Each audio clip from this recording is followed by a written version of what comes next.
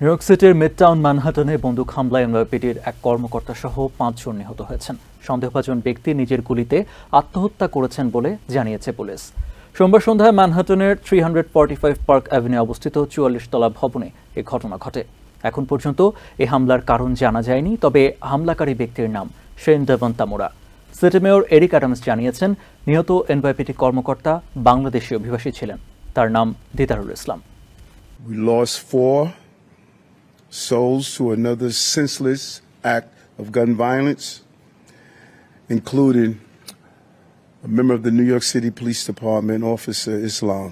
সোমবার সন্ধ্যা 6:40 দিকে এক বন্দুকধারী বুলেট প্রুফ ভেস্ট পরে একটি এয়ার স্টাইলের রাইফেল নিয়ে ম্যানহাটনের 345 পার্ক এভিনিউতে অবস্থিত 44 তলা একটি ভবনে প্রবেশ করে। ভবনটির 33 তলায় গিয়ে গুলি চালায় সে। এতে বেশ কয়েকজন গুলিবিদ্ধ হন। সিসিটিভি ক্যামেরায় ভবনটির ভেতরে বন্দুকধারীর প্রবেশের দৃশ্য ধরা পড়েছে। And immediately opened fire on an NYPD officer.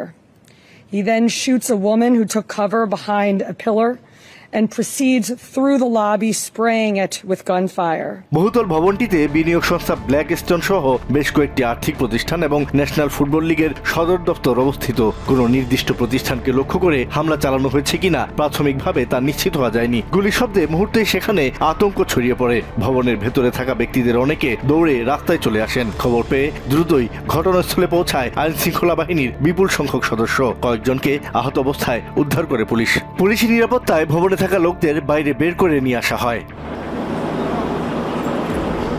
প্রত্যক্ষদর্শীদের বর্ণনা অনুযায়ী একজন ব্যক্তিকে মাটিতে শুয়ে থাকতে দেখা গিয়েছিল, যাকে পরে অ্যাম্বুলেন্সে করে নিয়ে যাওয়া হয়। এনওয়াইপিডি কমিশনার জেসিকা টিস জানিয়েছেন, এই মুহূর্তে পরিস্থিতি নিয়ন্ত্রণে আছে। 27-year-old male with a Las Vegas address. The vehicle he exited is registered in Nevada to Mr. Tamura.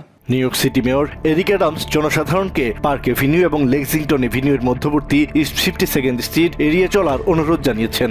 27-year-old male with a Las Vegas address. The vehicle he exited is registered in Nevada to Mr. Tamura.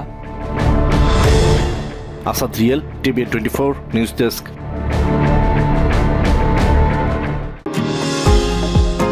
New York থেকে সম্প্রচারিত TVN 24 television বিশ্বজুড়ে বাঙালির কণ্ঠস্বর।